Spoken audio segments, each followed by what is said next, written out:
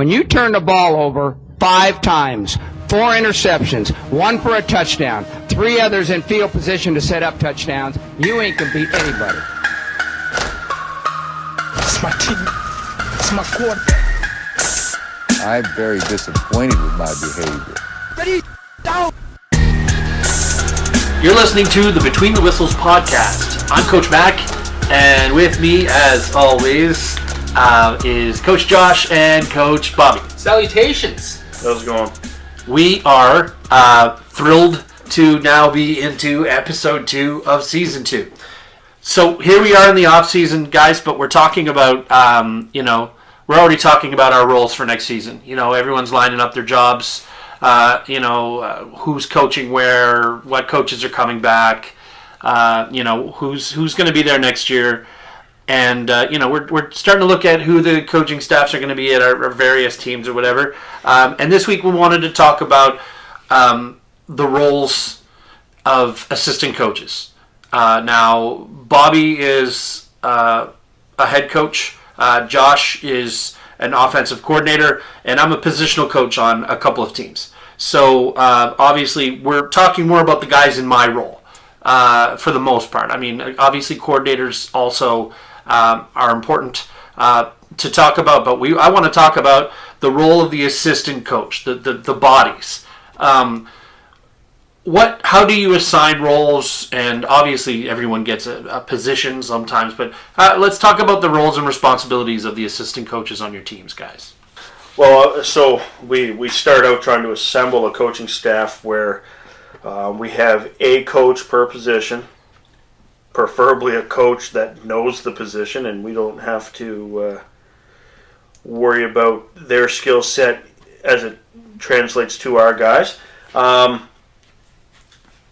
In an ideal world, I mean, and I think over the last 2 seasons for us, we've done this fairly well. I kind of focus down to the coordinators and let them focus down further on to the assistant coaches. Now, that being said, there are positions, and Sean, you coach one of our most vital positions that we arguably probably over the last 10 years struggle with, and that is the offensive line. So obviously I focus a little bit on those types of positions, but I like to get that delegation downwards, because I've got, obviously a few different things on the go at the same time, whether it's parents, the school, Johnny's got this issue, so if I can filter down, I find it's a little easier to manage. Yeah, so like you said, it's best to have coaches who've played the position if you can,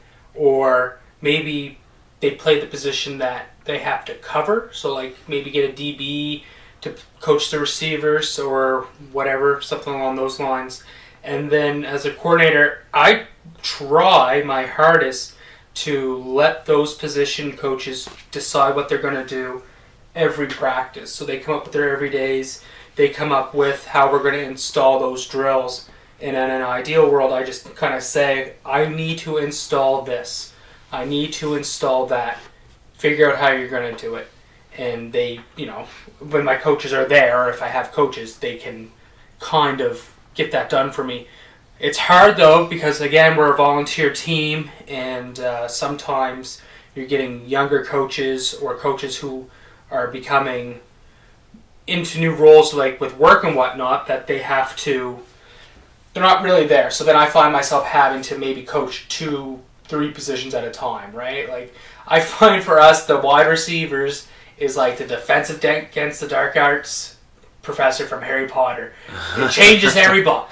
Like, you just can't keep a receivers coach. And hopefully we can get that down. One thing I'd like to do differently, and I've spoken to Bobby about this, is let those position coaches deal with personnel decisions and whatnot during the game, so I can just kind of focus on play calling more. I don't want to deal with personnel. I just want to know that my position coaches have gotten their people into position, but we'll talk about that later. For sure. I mean, from my perspective, as a positional guy, and I've been on the other side of that coin, I've been a head coach, I've been a coordinator with different programs. I think as a positional coach, depending on your level of commitment, And now I can't speak for other coaches, but I will say that unlike other coaches, I tend to be at least as much as I can be committed to the program. So I generally don't take a job that I can't commit to as much as possible. Obviously, that is different depending on your life commitments and your age and your ability to show up for practice and that kind of thing. But so for me, I like to have as much ownership over my guys as I possibly can when it comes to making personnel calls, like you said, Josh. Deciding how the drills are going to look and what we're going to run that week for that particular position group. And then when there's any install stuff that specifically requires, in this case, my offensive line for your team, Josh. I like to be at least part of that process of installing the inside run, for example. But I think the part that is most important to me, outside of like the responsibility I'm given, is more what I don't have to deal with. And I feed off, and this is something I appreciate that Bobby does, but it's also something like even at the university level where I'm at also. I appreciate a head coach that deals with all of the drama, the politics, the external factors. At high school level, it's parents. Yeah. In university, it's the program, it's the school, it's the athletics director, it's everything. It's sometimes it's admissions, sometimes it's there's so many things that as a coach you don't want to deal with. And I hate to say it, and I'm sorry, Bobby, because I know this is probably the worst part of your job, is you end up being like the administrator of a program as much as you are a coach of a program. You're really doing so many things that aren't coaching football that, as a positional guy, if your time is limited, then you're happy if you're just dealing with football things. Yeah, I think for us, I remember when I was a position coach, not that it was like years ago. Back in the day. Back in the day. No, but like things were easier when it was simply just coaching football as opposed to any outside noise, right? Like I didn't necessarily know as a position coach what was going on anywhere else on that football field except for the 12 DBs that we were doing drills. That was it. And then when a whistle blew, I knew what the next step was that we were doing. And we're going to that. But I try to take the load off of everyone. Even I tell the kids, like, listen, if you've got this going on, I need to know. Don't let those guys know. They're just here to coach football at practice. They don't need to worry about you at 8 o'clock at night or 9 o'clock at night or whatever. Like, if there's something going on, let me know. That's what I don't get paid the big bucks for, kind of thing, right? Like those guys are just there. They're coaching football, and we want to make it as simple as we can for positional coaches, because we can't have a team without positional coaches. It's not like a hockey team where I could coach it with two guys. Yeah. We need 8, 9, 10.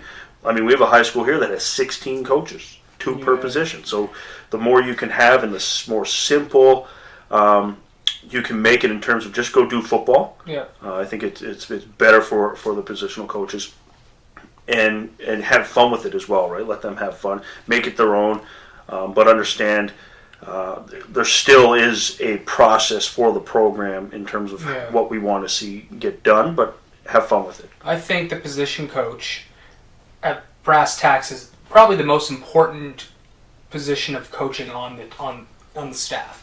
Because they're the ones who actually teach the athletes how to be a football player. Like, they're supposed to teach the offensive lineman how to take that proper first step. They're the ones who are supposed to teach the running back how to read their holes, how to read their linebackers. Where my job is just design an offense, call plays, right? So if the position coaches do their job well and they understand what I want to put in, then my job's super easy. Just show up, call plays, go home. But if you don't have those coaches, or you have a leak or a weak link in the chain, well then that's where you're going to run into your issues. That's where my job can become a little bit more difficult. And then I'm happy that I have a head coach that deals with all that other stuff that I don't want to deal with.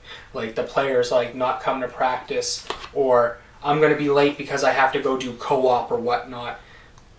Tell Coach Bobby, and then he'll let me know if I need to know. If I don't need to know, he's not going to let me know, and I'm just as happy with that. Yeah, a lot of it's perfect world scenario though. Like I think if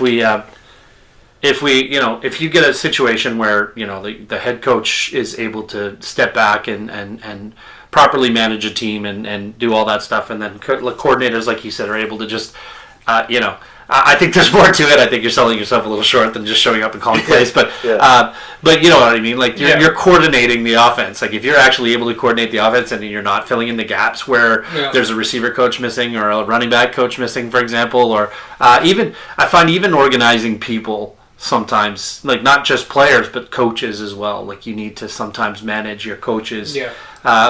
As a positional guy, honestly, I've said this. Like I don't want to have to deal with politics, but you know what else? I have the benefit of assuming one of you guys has a practice plan. Yeah. And if I haven't gotten that practice plan, I'm sending you a text and I'm saying, "Where's the practice plan, Coach? How do I know what I'm doing today?" Because you know what? I don't want to. You don't pay me to come out and think up what to do today. Like I just show up and do. Yeah. And and it sounds maybe a little lazy on my part, but I do appreciate. I try to be there every day, and I try to make sure that you don't ever have to cover for me. And obviously, when a lot of that administrative work is done and I can just focus on that first step, for example, to use your example, then I'm usually a happy line coach, right? It's just good because then we can just keep everything kind of moving in the right direction. But the moment I don't have a coach there or the moment I have to pick up slack somewhere else, things just start to fall off, right? Like I stop thinking about it certain things. I think... Yeah, and what kind of happens when those scenarios pop up is you're just really hoping that the message is the same. Yeah. Right? Like, I don't really know what Coach so-and-so taught you yesterday, but I hope we're all using the same terminology. And a lot of it is asking one of the players, like, hey, what are your everyday drills? Okay, let's work on those. I'll supervise as we work through these if it's not your regular position coach. But it's still empowering, and it's still nice to know that someone else is there that can kind of pick up that slack. And like a practice plan is a prime example of something that it's really necessary, right? I mean, if you're not putting a practice plan together, like Sean said, how do I know what to do other than my everyday stuff? But like if all of a sudden we're installing, like when I was a DB coach, and we're going to now teach, we're going to be having man coverage this game, but we have never worked on bump and run or run and man. Like if I don't know that we're doing that, maybe we're not working on that this week, kind of thing, right? Yeah. So it's good to know, and that's where that communication comes in, right? Like if I know that Sean's not going to be there, well, we got to find something else to work with that O-line.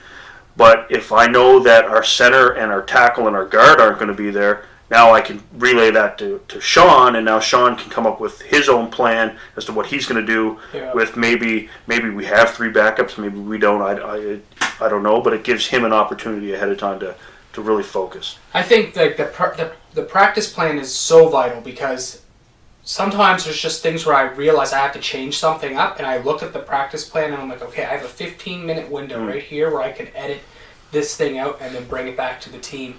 One thing that drives me nuts is when you're going with your practice plan and you have 5 minutes for this, 10 minutes for that, and then you go to a position coach and you're like, okay, we're wrapping it up in like 30 seconds or whatnot, and like, can I get 5 more minutes? Like, no, like we didn't plan in 5 more minutes for you to be behind schedule. Mm-hmm. So, and that goes back to I might have to fix something, and I can't keep babysitting these kids right now. I need to go get this done. I need to get you guys into this drill. And that's the fictitious water break that we try to eliminate now by putting water at each position group. Yeah. Yeah, but I mean, so as a positional coach, I always appreciate when I know ahead of time how much time I have to work on each thing and where I'm going to cover this and where I'm going to cover that. So, so that covers how we, what we need our positional coaches or our assistant coaches to do. Let's talk about how we can empower them or how we can give them things that are maybe a little empowering or more responsibility or, like taking advantage of the coaches who are engaged and are there. How do you empower your assistant coaches? So this is something new for us this year. the last 2 seasons really has just been like, let's focus on our players and our individual groups. You take command of them from a head coaching standpoint. I mean, I don't, I do expect that the positional coach is the one who knows his own depth chart, right, and knows who's coming in and going. But this year, what we're going to try to do and give everyone a little bit more responsibility and a little more, I guess, a little more buy-in as opposed to just being that positional coach, is we're going to assign special teams to coaches. So our offensive coaches are going to be empowered now with doing all of the offensive special teams, all of our return teams, and likewise for the defensive guys, they'll cover off all those kick teams. And hopefully by doing that, we're going to have a little more focus on each team, and the results hopefully should come by that. Because, I mean, I did them the last 2 years, and it's like, okay, let's kick the ball 3 times. Okay, everyone's lined up. Everyone knows where they're going. Let's go rock on. But now each coach will be kind of focused a little bit more as to what's going on throughout that portion of practice, because it's theirs. It's their ownership now. And one thing I like about that is that it frees me up now to focus on offensive stuff too, right? So now the running back coach, receiver coach, quarterback coach, and offensive line coach can deal with the offensive side of the specials, while I can take my quarterback inside and do film or do some game planning or whatnot. Now that falls back to, if they're not there, I still need to be in the loop because I have to step up to coach that drill for them. But it frees us up to get some other stuff done, and it's going to help us progress to the next stage of what we want to do as a program.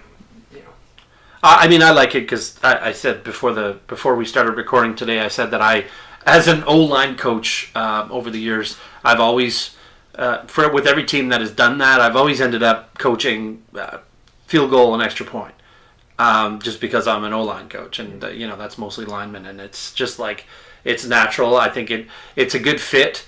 The personnel, because they're your guys, and also it gives a little less. I mean, you could still have a special teams coordinator who can manage that group and have a clipboard with the depth chart and something.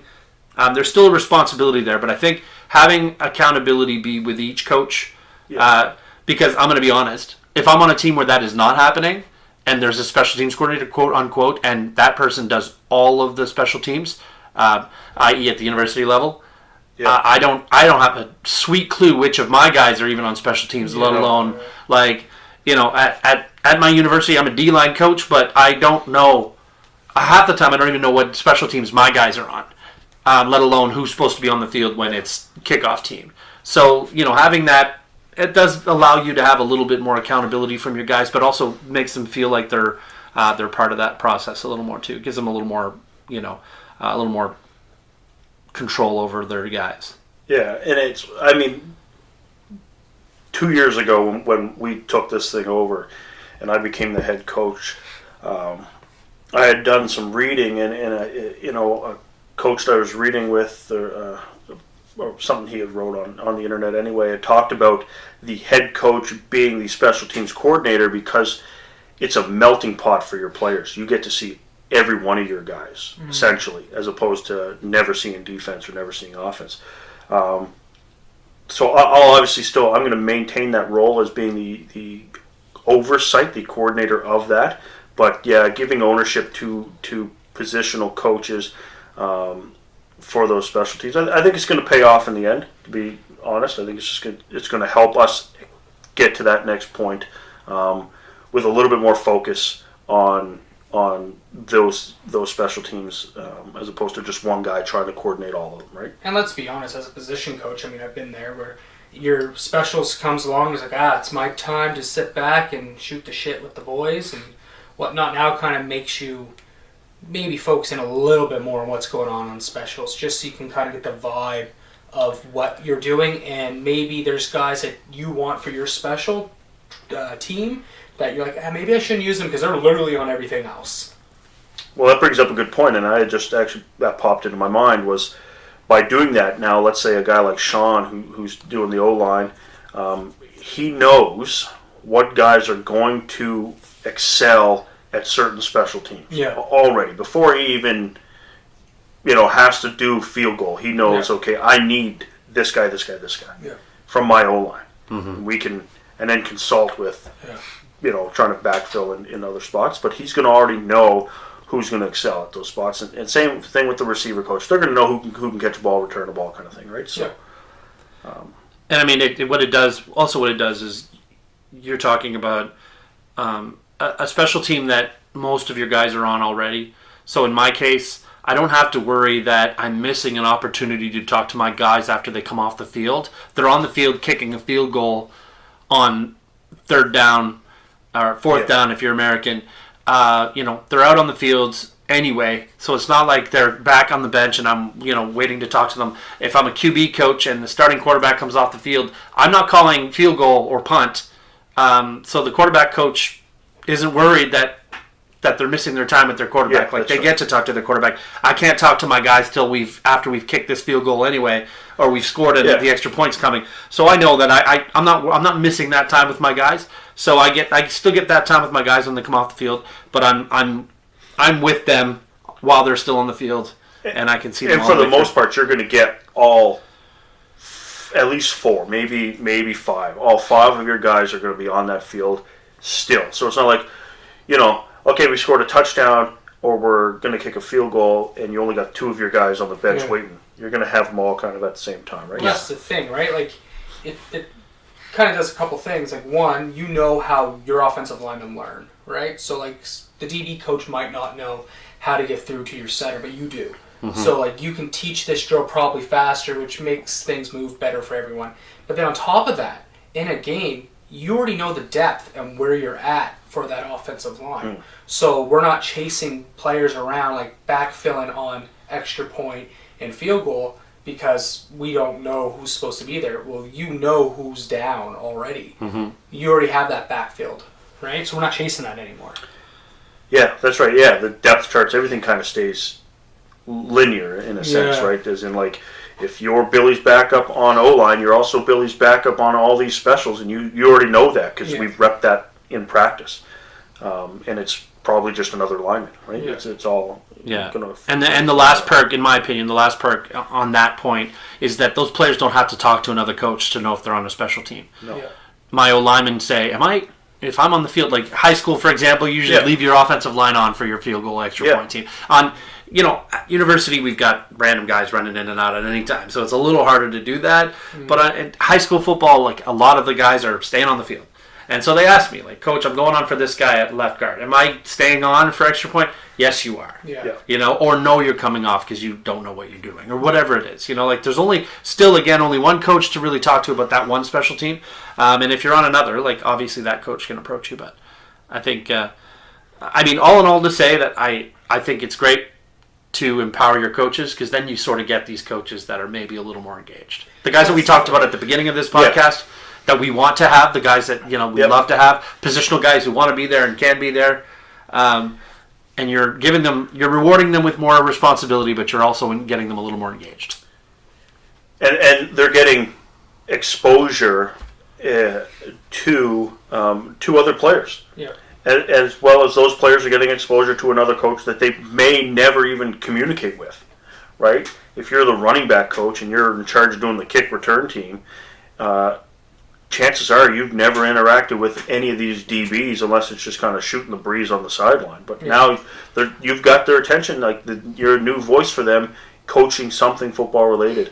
And I think, like I said, I think it's going to pay off in the end for us. In doing that, I think, like you said, it's going to empower coaches, keep them more engaged.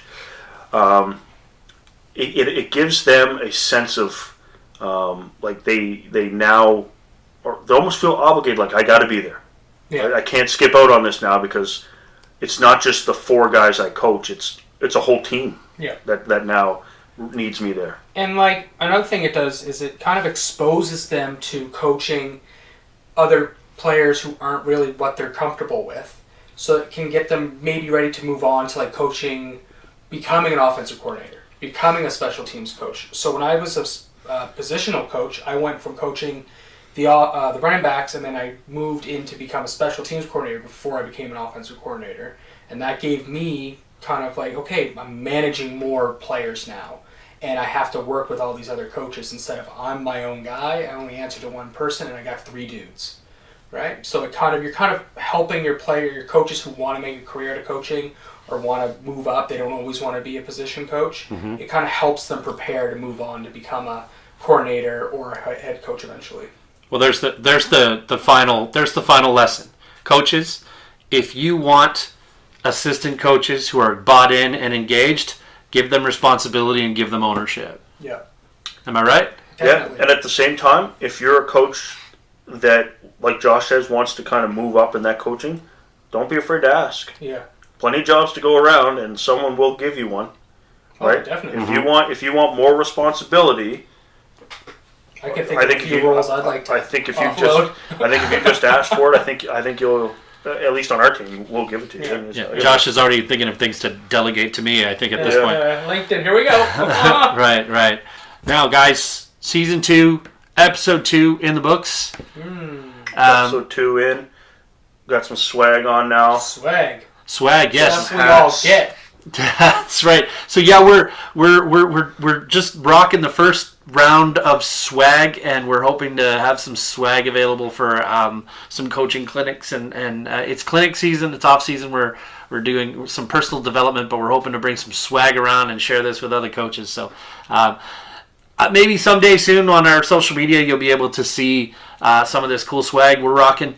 That is a great segue. If you do want to reach us on social media, please, Peanut Gallery, find us on any social media. It's at BTW the podcast.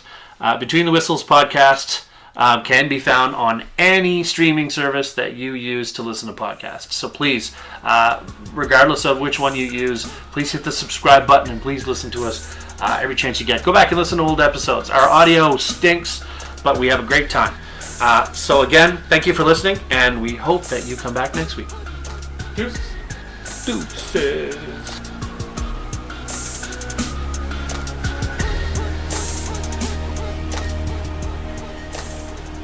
Looking for more exclusive Canadian recruiting content? Become a CFC Insider Gold, Silver, or Platinum member today for exclusive access to rankings, analysis, and news from across the country.